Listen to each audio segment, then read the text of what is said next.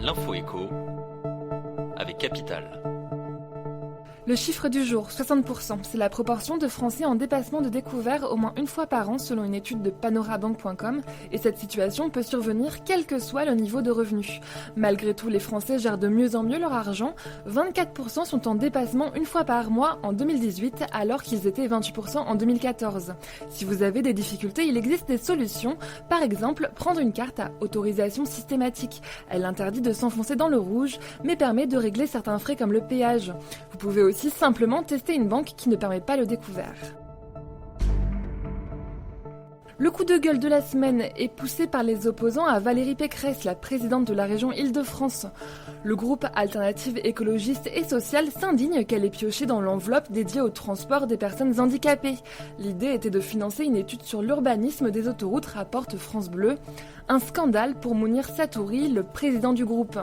Sur le million d'euros nécessaire pour cette étude, 730 000 euros proviennent du budget dédié à la mobilité des handicapés. Dans l'entourage de Valérie Pécresse, on explique que chaque année, ce budget est supérieur aux besoins constatés. L'info pratique capitale. Une nouvelle contrainte s'impose depuis le 1er juillet aux propriétaires. Ils doivent désormais informer leur acheteur ou leur locataire si le logement est exposé au radon. Il s'agit d'un gaz radioactif reconnu comme cancérigène. Il est lié à la présence d'uranium dans les sols. Un arrêté divise le territoire français en 3 zones.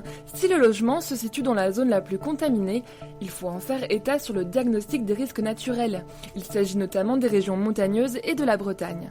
Cette obligation ne devrait pas entraîner de surcoût. Il suffit de déléguer cette tâche à la société en charge de réaliser les diagnostics.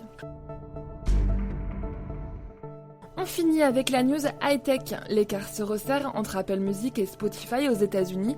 Seulement 1 million d'abonnés payants séparent les deux services de streaming musical selon le Financial Times. Le chanteur Drake et son nouvel album Scorpion a contribué au bon résultat d'Apple Music. Spotify a en effet été handicapé par un problème technique. L'album qui a battu des records a été publié avec 2 heures de retard. D'après les analystes, Apple Music pourrait passer devant Spotify dès le mois prochain. Toutefois, au niveau mondial, c'est toujours Spotify qui fait la course en tête. C'était l'info écho avec Capital.